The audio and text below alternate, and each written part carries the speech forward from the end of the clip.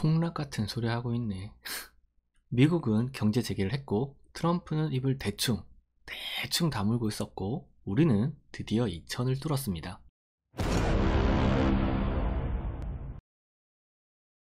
미국의 경제 셧다운으로 성장 측면이 완전히 제로 베이스인 상태에서 경제 재개를 해봤자 성장 측면에서는 여전히 개판이지만 경제 재개를 하는 것만으로 다음 분기 경제 상황은 최소한 이번 분기보다는 나을 것이라는 예상을 가능하게 했고 거기다 유동성은 계속 풀리고 있고 우리가 바랬던 대로 트럼프가 이상한 짓을 크게 안 하니까 안 한 건 아니고 크게는 안 했죠. 크게는 안 하니까 주가는 오른 건데요.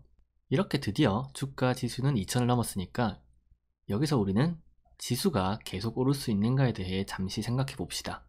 자, 이제 우리 세리님들 다 아시죠? 주가 지수 상승의 두 가지 동력, 기업의 성장과 공급되는 유동성인 거. 기업의 성장 측면은 우리가 진짜 쉽게 알 수가 있습니다.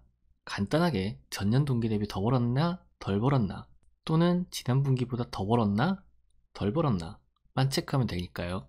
그런데 유동성은 이렇게 간단하고 직관적으로 알기가 어렵습니다. 왜냐면 성장 측면처럼 숫자로 명확하게 나오지도 않아서 이걸 알려면 유동성 공급자들의 상황에 대해서 일일이 확인한 다음에 각 유동성 공급자들의 유동성 공급 능력끼리의 싸움, 그러니까 사려고 하는 애들이랑 이제 팔고 빠져나가려고 하는 애들이랑 자금의 회수와 공급 측면에서 어느 쪽이 더 강한지 각자 판단까지 해야 되니까요. 굉장히 힘들고 귀찮습니다. 그렇다고 안 할 순 없죠. 지금 상황은 이게 핵심인데요. 그럼 우리 일단 먼저 유동성 공급자로 분류할 수 있는 게 누군지 먼저 분류부터 해봅시다. 정의하고 분류하고 다 아시죠?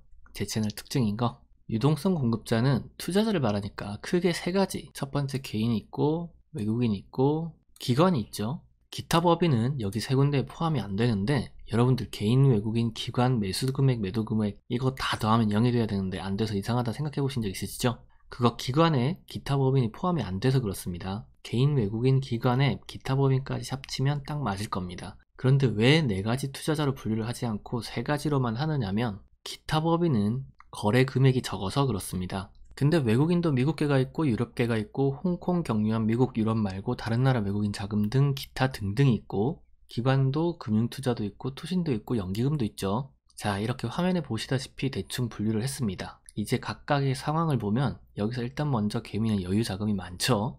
다들 예측하기로는 부동산이 맡기니까 그 돈들이 주식시장으로 들어왔다고 하는데 어디서 나온 돈인지는 중요하지 않고 일단 이 개미들의 자금은 하방 경직성을 확보하는 데 정말 엄청난 도움이 됩니다. 무슨 말이냐면 주가가 어느 수준 이하로 내려가려고 하면 개미들이 사서 막는다는 거예요. 그런데 지금은 내려가는 걸 막기는 하지만 올리지는 못할 겁니다. 왜냐면 개미들도 저기 밑에서 산 개미들은 수익 실현할 만한 구간까지 왔거든요.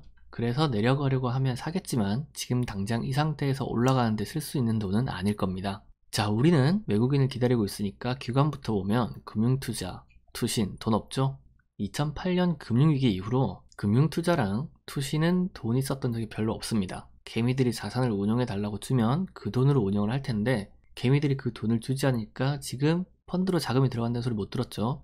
연기금, 그동안 특히 작년 9월, 10월 엄청난 활약으로 연기금 장세를 이끌어온 연기금도 지금은 돈이 없어요. 왜냐하면 연기금은 매년 다음 해, 내년에 자산을 어떻게 운용할지 미리 결정을 하는데 작년에 나온 올해 운영계획에 국내 주식 비중을 줄이고 해외 주식 비중을 늘리는 게 올해 계획이었거든요. 왜 국내 주식 비중을 줄이고 해외 주식 비중을 늘리냐면 우리나라보다 성장률이 좋은 나라에 투자하는 게 더 돈이 되기 때문입니다. 그래서 지금은 연기금도 돈이 없어요. 자, 그렇다면 돈 나올 곳이 어디냐? 외국인이죠. 외국인밖에 없습니다. 어떤 분위기가 되면 외국인이 들어오냐? 지금 이 상태 그대로 가면 됩니다. 미국 경제는 재개가 되었고 유동성은 역대급으로 풀렸고 이대로 가면 미국 경제 상황은 좋아질 거고 풀린 유동성 때문에 달러의 가치는 내려가고 위기 상황이 지나갔으니 안전자산인 달러를 선호할 이유가 없고 이렇게 가면 외국인이 돌아올 거고 우리는 이 외국인의 유동성을 바탕으로 제가 말씀드렸던 코스피 3000을 향해서 랠리를 시작하겠죠. 그렇다면 지금 이 상태에서 하락장이 만들어지는 시나리오는 어떻게 되나 알아보자면 지금 외국인의 매도가 사실 오락가락합니다. 들어오는 것도 아니고 나가는 것도 아니라는 거죠. 주구장창 팔아대던 때랑 비교하면 훨씬 좋아진 상태인데 외국인의 매도가 다시 나오는 시나리오는 또 다른 위기가 나타나는 겁니다. 작년 1년 내내 우리를 괴롭혔던 미중 무역 갈등이 다시 나오는 거죠. 19금 영화는 보고 또 보게 만드는 매력이라도 있지. 이건 그냥 지겹고 짜증나죠. 여튼 이 무역 갈등이 다시 나오면 이것도 위기이기 때문에 안전자산인 달러를 선호할 거고, 달러를 선호하게 되면 우리나라 주식을 팔고 달러로 바꿔서 가지고 나가려고 하겠고, 그 상황이 되면 하락장이 되어버릴 수도 있습니다만, 올해 11월에 미국 대선이 있죠. 미국 경제에 혼란을 줄 수 있는 미중 무역 갈등을 오래 끌 수는 없을 것 같고, 아마 단발적으로 단기 충격 정도 줄 수 있을 것 같은데, 지금 상황을 보면 단기 충격이 와도 1900 이하로는 내려가지 않을 것 같고, 그 정도 지수대가 오면 추가 매수하는 것도 꽤 좋은 선택일 것 같습니다. 자, 지금까지 유동성 측면에 대해 알아봤는데요. 주변 사람들이랑 이야기하다 보니까 고환율 저환율이랑 약달러 구분이 안 되는 분들이 있어서 다음 주는 별일이 없으면 환율과 약달러에 대해 이야기하도록 하겠습니다. 오늘도 수고하셨습니다. 그럼 노세요. 와, 동작구만. 뭐 갈 때 가더라도 내 정도는 괜찮잖아. 응?